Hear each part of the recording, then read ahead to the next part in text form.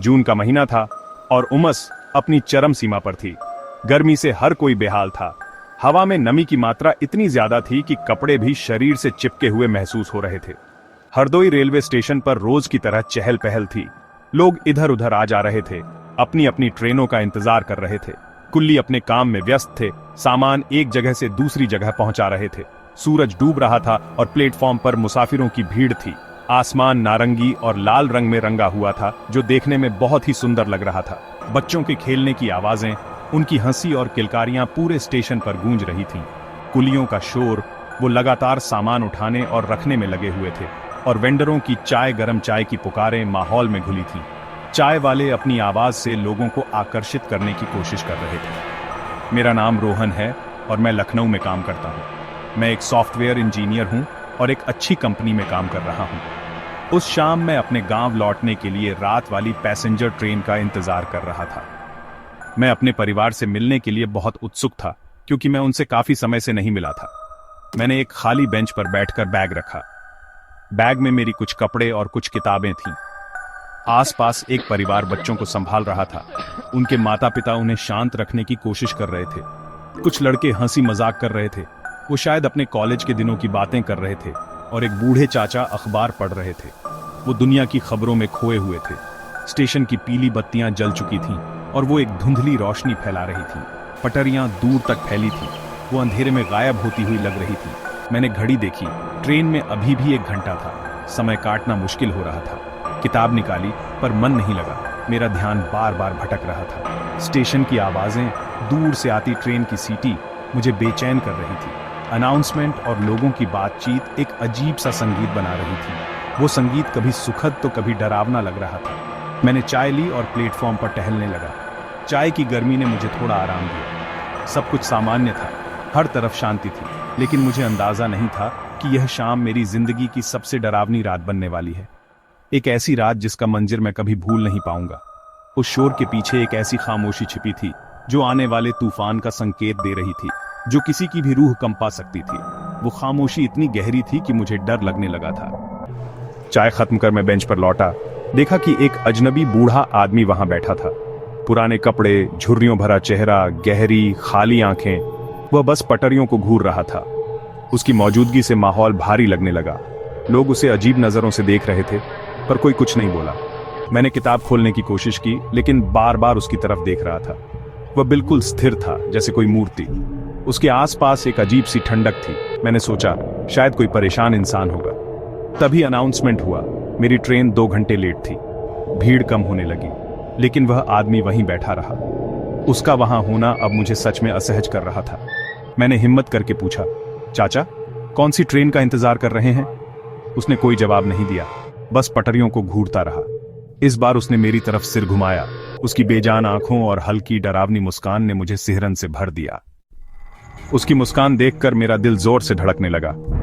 मैंने किताब में देखने का नाटक किया, लेकिन ध्यान उसी पर था। स्टेशन अब शांत हो चुका था। ज्यादातर लोग जा चुके थे। चाय वाला भी दुकान समेट रहा था। मुझे अपनी बेंच पर बैठना भारी लग रहा था, जैसे कोई बोझ मेरे कंधों पर आ गया हो। मैंने सोचा स्टेशन मास्टर के ऑफिस के पास चला जाऊं। जैसे ही उठा, लगा किसी ने मेरा कुर्ता खींचा हो, पर पीछे कोई नहीं था। वह बूढ़ा आदमी अब भी वहीं था, बिल्कुल स्थिर। जल्दी से बैग उठाया और लगभग भागते हुए ऑफिस की ओर गया। बार बार लग रहा था कोई पीछे पीछे चल रहा है। ऑफिस के बाहर कुछ लोग थे। मैं उनके पास खड़ा हो गया। दूर देखा, अब वह बूढ़ा आदमी गायब था। रात गहराती जा रही थी। ठंडी हवा के झोंके और अजीब सरसराहट की आवाजें माहौल को और डरावना बना रही थीं। रात गहराते ही आसमान में तारे छिपने लगे। एक अजीब सी खामोशी छा गई, जैसे प्रकृति भी किसी अनहोनी का इंतजार कर रही हो। स्टेशन पर सन्नाटा छा गया। मुसाफिरों की चहल पहल गायब हो चुकी थी और सिर्फ कुछ आवारा कुत्ते ही इधर उधर घूम रहे थे। हवा की साएं साएं, जैसे किसी भूतिया कहानी का संगीत। हवा के झोंके खाली प्लेटफॉर्म पर धूल उड़ा रहे थे और दूर कुत्ते के भौंकने की आवाज ही सुनाई दे रही थी। उनकी बेचैन आवाजें रात के सन्नाटे को और भी डरावना बना रही थी। मैं अकेला बेंच पर बैठा था, अपनी ट्रेन का इंतजार कर रहा था, लेकिन मेरा ध्यान भटक गया था। तभी मुझे फुसफुसाहटें सुनाई दी। एक अजीब सी आवाज जो मेरे कानों में गूंज रही थी, बहुत धीमी, जैसे कोई दूर से बात कर रहा हो। इतनी धीमी कि मुझे यकीन नहीं हो रहा था कि मैं सच में सुन रहा हूं।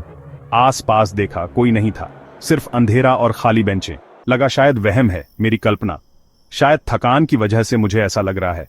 लेकिन फुसफुसाहटें बंद नहीं हुई। वे लगातार मेरे दिमाग में घूम रही थीं। अब वे और साफ सुनाई देने लगीं, जैसे कोई मेरे बिल्कुल करीब खड़ा होकर बात कर रहा हो, जैसे कोई औरत और बच्चा दर्द में बात कर रहे हों। उनकी आवाज में एक अजीब सी पीड़ा थी। उनकी आवाज का लहजा बहुत डरावना था। ऐसा लग रहा था जैसे वे किसी भयानक खतरे में हैं। फुसफुसाहटें प्लेटफॉर्म नंबर 3 की तरफ से आ रही थीं, जो स्टेशन के आखिर में स्थित था, जो अंधेरे में डूबा था। वहां सिर्फ एक टिमटिमाती हुई लाइट थी, जो माहौल को और भी भयानक बना रही थी। डर और जिज्ञासा के बीच मैं फैसला नहीं कर पा रहा था कि मुझे क्या करना चाहिए। मैंने धीरे धीरे उस ओर कदम बढ़ाए। हर कदम के साथ मेरा डर बढ़ता जा रहा था। हर कदम के साथ दिल जोर जोर से धड़क रहा था। मुझे लग रहा था कि मेरा दिल मेरी छाती से बाहर निकल जाएगा। अब कुछ शब्द भी सुनाई देने लगे, कुछ टूटे फूटे वाक्य जो दर्द और निराशा से भरे हुए थे।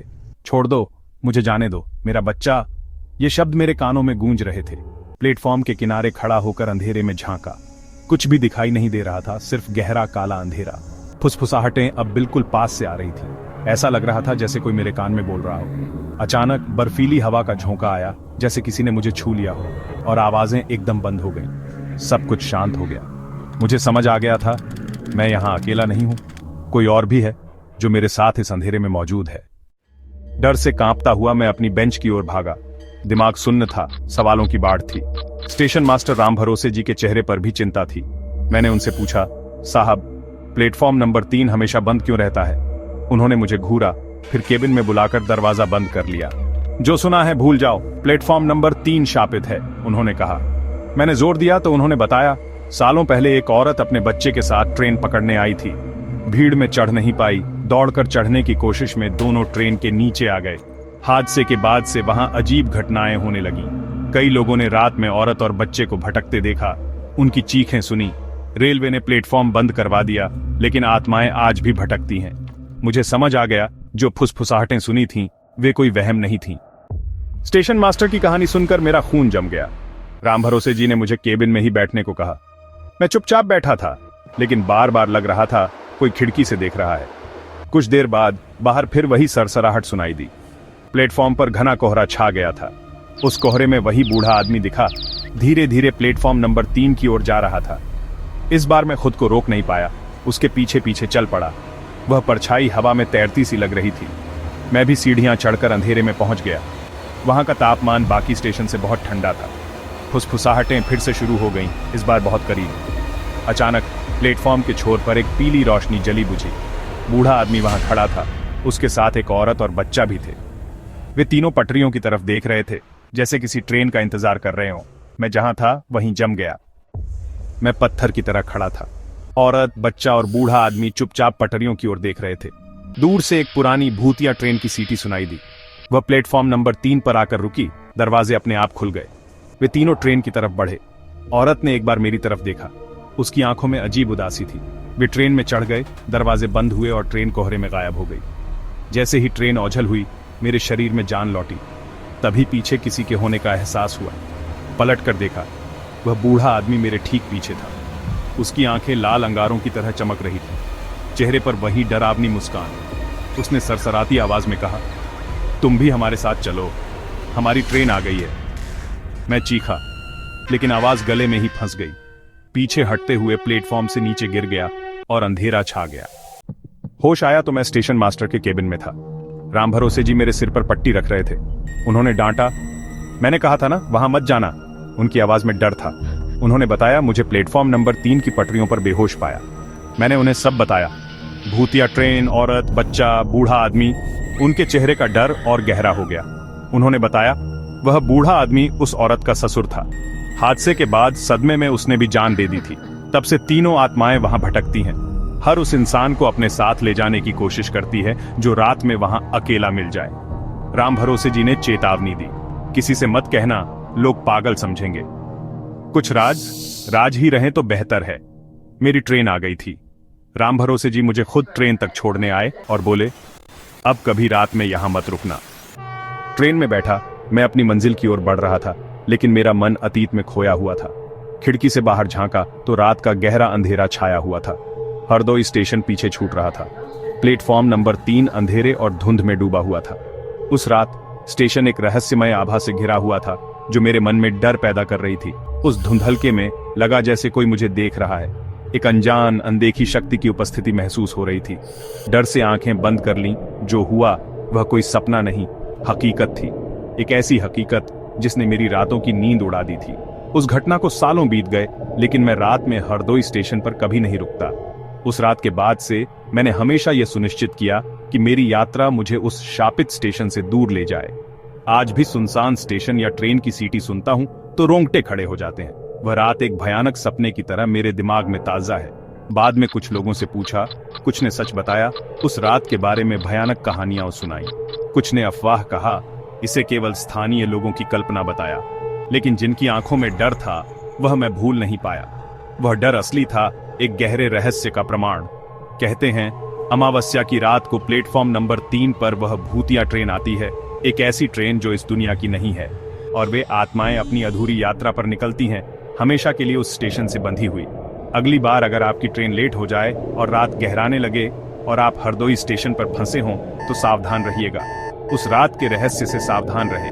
अगर कोई अजनबी बूढ़ा आदमी पटरियों को घूरता दिखे, उसकी आंखें किसी अनदेखे दृश्य पर टिकी हों, या प्लेटफॉर्म नंबर 3 से फुसफुसाहटें आएं, एक ठंडी डरावनी हवा में डूबी हुई आवाजें, तो भूल कर भी उस तरफ मत जाना। अपनी जिज्ञासा को वश में रखना और अंधेरे से दूर रहना। शायद अगली ट्रेन आपके लिए ही हो। उस भूतिया ट्रेन में सवार होने से बचना।